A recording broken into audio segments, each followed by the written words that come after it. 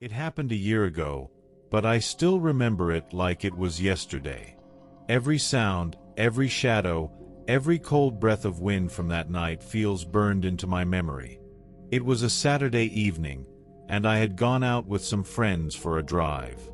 We weren't doing anything special, just cruising around, playing music, talking about school, and wasting time.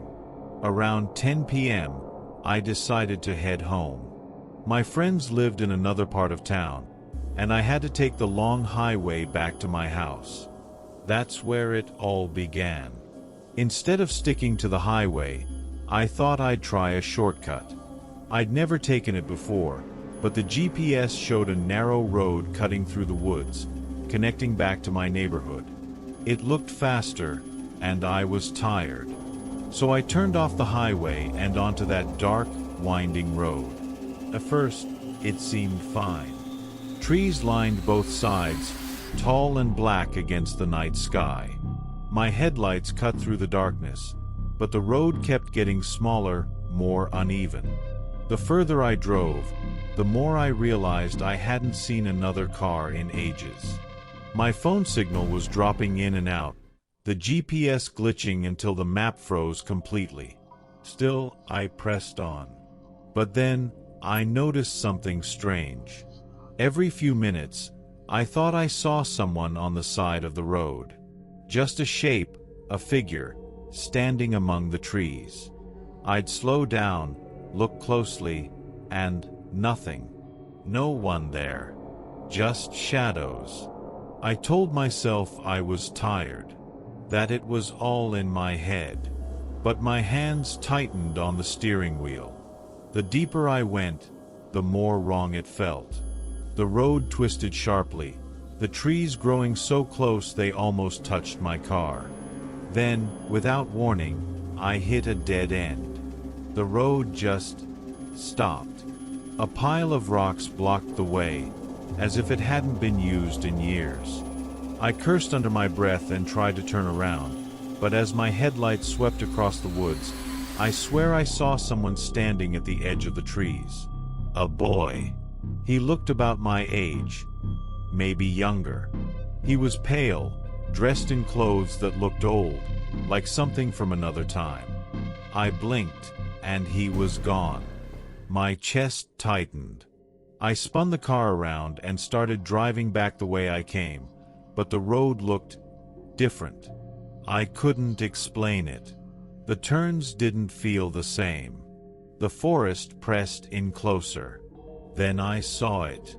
A figure standing in the middle of the road. This time, it wasn't just a shadow. It was that same boy.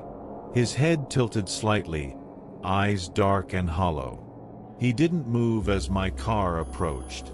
I slammed the brakes, heart pounding, but when my headlights hit him, he vanished. I froze. My breathing was sharp and fast. My phone was dead now. No service. No map. Just me and that endless stretch of black road. I kept driving, faster this time. My gut told me I had to get out of there. But every turn, every curve, felt like I was sinking deeper into the forest instead of finding a way out. Minutes stretched into what felt like hours. Then, I saw lights ahead, faint and flickering. Relief rushed through me. Maybe a house. Maybe help. I pulled up to an old cabin. It looked abandoned. The wood was rotten, the windows shattered. But a dim light glowed from inside, like a candle. Against my better judgment, I stepped out of the car. The air was freezing. Silent. Too silent. I walked toward the cabin, each step heavy, my body screaming at me to turn back. But I couldn't. Something pulled me forward. Inside, the place was empty. Just broken furniture, dust, and cobwebs. But the candle sat on the table, burning low. Then I heard it. Footsteps. Soft. Behind me. I spun around. Nothing. The floor creaked. This time, closer. I could feel someone there, breathing. My skin prickled. "Hello." My voice cracked. No answer. The shadows in the corners seemed to move, like something was shifting in them. My throat went dry. And then I saw him again, the boy, standing in the corner, staring at me. His mouth opened slowly, but no sound came out. I stumbled back, hitting the table, the candle toppling over. The flame went out, plunging me into complete darkness. That's when I heard the whisper, right in my ear. "You shouldn't be here." I bolted out of the cabin, heart pounding so loud it drowned out everything else. I jumped into my car, slammed the door, and started the engine. But when I looked up at the rearview mirror, he was sitting in the back seat. I screamed and turned around, but the seat was empty. My hands were shaking as I floored it, racing down the road. The trees blurred past. My eyes darted to the mirror again. Empty. But I could feel it. Someone watching. Breathing. Finally, after what felt like forever, I saw a road sign. My stomach flipped with relief. Civilization. I don't know how, but I had made it out. When I pulled into my driveway, I just sat there in the car, drenched in sweat, too scared to move. My house never felt so safe. But here's the part that still haunts me. The next morning, when I checked my car, there were muddy footprints on the back seat. Small. Like a boy's. I never took that road again. And I never will. Sometimes, late at night, I still feel like I took the wrong turn, and never really came back.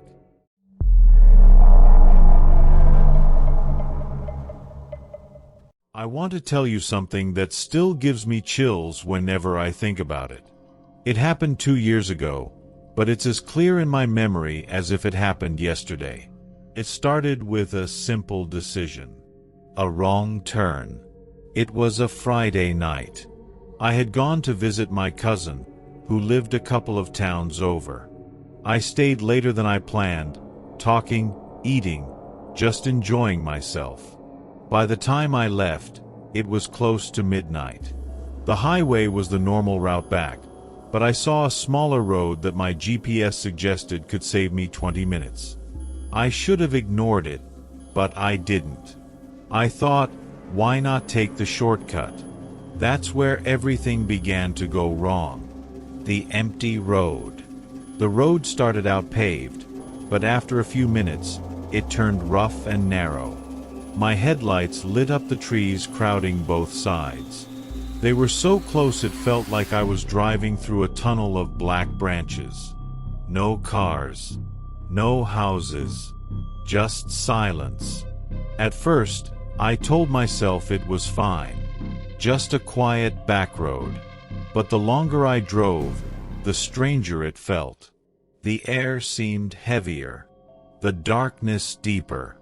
I rolled down my window, and instead of night sounds, like crickets or owls, there was nothing. No noise at all. My gut told me to turn around, but the road was too narrow. I kept going, hoping it would open back up. The shadow. About 10 minutes in, I noticed something. A shadow. At the edge of the headlights, standing by the trees, I thought I saw a figure. It was so quick that I almost convinced myself it was my imagination. Just a trick of light. But then, a few minutes later, I saw it again. This time, it looked like a person. Still, upright, watching me. I gripped the steering wheel tighter. My mouth went dry. I didn't stop. I didn't even blink. I pressed on, trying to keep my eyes on the road. But then I saw another one. And another. Shapes, human shapes, just standing among the trees as I passed. Pale faces that disappeared the second I tried to look directly at them. My heart was pounding so hard, I could hear it in my ears. Dead end. Finally, the road curved sharply and ended. Just ended. No sign, no warning. Nothing but a wall of trees. I cursed and threw the car into reverse. As the headlights swept across the forest, I saw something I can't forget. A boy. He was standing just a few feet from the edge of the trees. He looked about 17, my age at the time. His clothes were dirty, his hair messy, and his skin pale. Too pale. He didn't move. He didn't blink. Just stared at me. I froze. Then, as I blinked, he was gone. I didn't think. I slammed the gas and spun the car around. Gravel sprayed behind me as I sped back the way I came. But here's the thing. The road didn't look the same anymore. Lost. Every turn felt wrong. Every curve led me deeper into the woods. My GPS stopped working completely. My phone had no signal. I was sweating, my hands slipping on the wheel, but I couldn't slow down. I kept thinking about that boy, about those pale figures in the trees. And then my headlights picked up something again. The boy. This time, he was in the middle of the road. I slammed the brakes so hard I almost lost control. My car skidded to a stop just a few feet away from him. My lights hit his face. His eyes were dark, hollow, like empty sockets. He tilted his head, like he was studying me. Then, without moving his legs, he slid backward into the darkness. Just glided away. My whole body went cold. The cabin. A few minutes later, I saw lights. Faint, flickering in the distance. My chest filled with relief. A house. Someone who could help. I followed the light, bumping along a dirt path until I reached it. It wasn't a house. It was an old cabin. Falling apart, wood rotting, but inside I could see the glow of a lantern. I should have driven away, but something pulled me in. Curiosity. Desperation. I stepped out of the car. The air outside was colder than before. Too cold. I walked up to the door, and before I could knock, it creaked open on its own. Inside was almost empty. Just a table, a chair, and that lantern. No one was there. But as I stepped in, I heard it. Breathing. Slow. Heavy. Behind me. I spun around. Nothing. I backed away toward the table, heart hammering. And then I saw it. Carved into the wooden surface, scratched deep into the grain, were words. Don't turn back. I froze. My stomach twisted. Before I could move, the lantern flickered out. The room fell into darkness. And that's when I felt it. A hand, cold and thin, brushed against my shoulder. The vanishing. I bolted. I don't even remember how I got out, but I ran straight to the car and floored it down the dirt path. Branches scraped the sides, rocks clattered under the tires, but I didn't care. I just needed to get out. Finally, the trees broke, and I saw the glow of streetlights ahead. Civilization. I had made it. When I pulled into my driveway that night, I sat in the car for a long time, shaking, trying to convince myself it was over. But it wasn't. Because the next day, I heard something that made my blood run cold. The news. A boy had gone missing the night before. 17 years old. His name was Daniel. The last time anyone saw him, he had been walking home along a back road that cut through the woods. The same woods I had driven through. When I saw his photo on the news, my stomach dropped. It was him. The boy I saw in the road. But he wasn't just missing. The news said he had been missing for a year. His body had never been found. I swear to this day, I saw him, standing in that forest, watching me. And I still wonder if maybe I took the wrong turn into his road.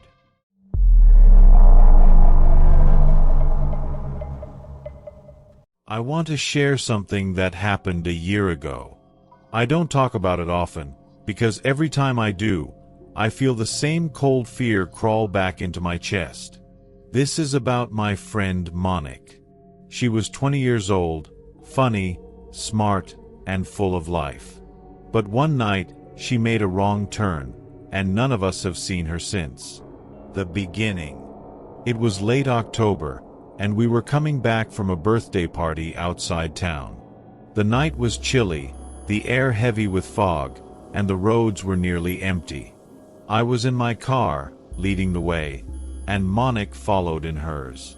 We planned to stick to the main highway, but when we reached a fork in the road, she texted me, "Hey, GPS says left is shorter. I'll meet you home faster, winking face." I told her not to. I told her to stay on the highway. But Monik was stubborn sometimes. She wanted to save 10 minutes.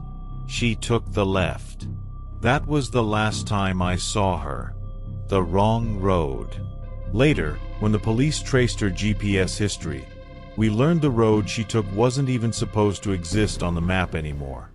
It was an old forest road, closed years ago after too many accidents. But Monik didn't know that. According to her last phone call, one she made to me just before midnight, she said the road was strange. Her words still echo in my head. "It's too quiet here. No lights, no houses, just trees. Endless trees." I laughed nervously and told her she was overthinking. But there was something in her voice, something shaky, that told me she was already regretting it. The last call. That last call still plays in my memory like a broken record. She whispered at one point, almost like she didn't want anyone else to hear, "I think I saw someone by the side of the road, just standing there." I told her it was probably nothing. A hiker, a hunter. But then she said, "No, it's not just one. Every time I drive past, I see them. Figures. They don't move.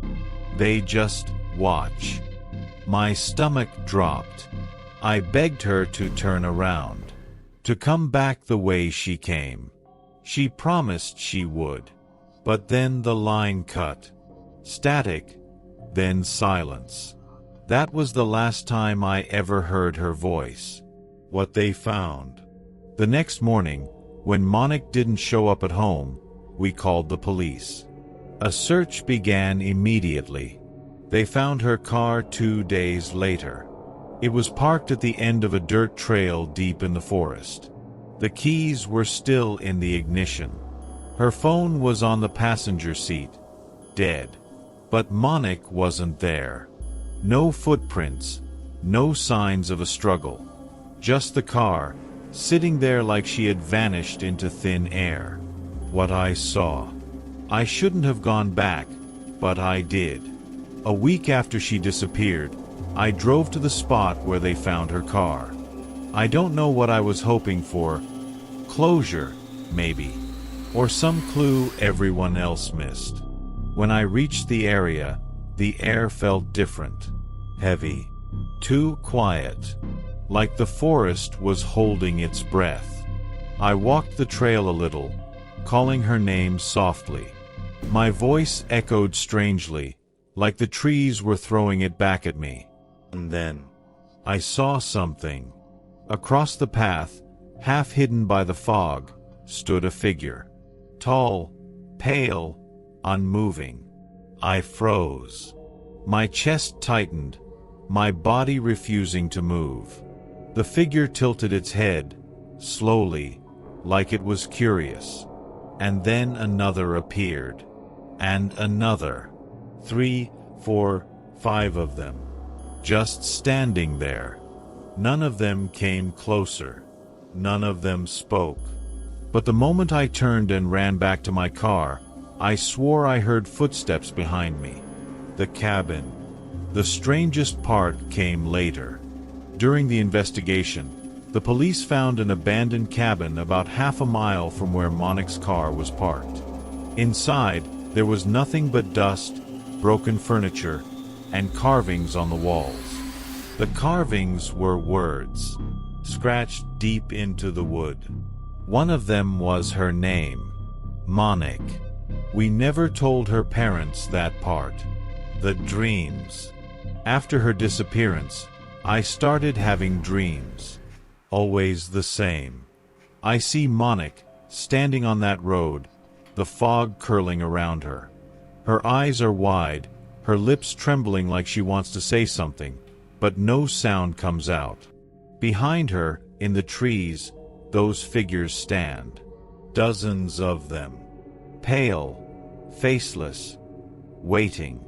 And just as I try to reach her, she turns and walks into the forest. Every time. I wake up sweating, my throat dry, and the echo of her last words ringing in my ears. It's too quiet here. The truth. People ask me what I think happened to her. I don't know. Maybe she got lost in the woods. Maybe she ran into the wrong people. That's what the official reports suggest. But deep down, I don't believe it. I think something else lives in that forest. Something that waits for people to take the wrong turn. Something that doesn't let them leave. Because sometimes, when I drive at night, I pass by that same fork in the road. And even though I always stay on the highway now, I glance at that left turn.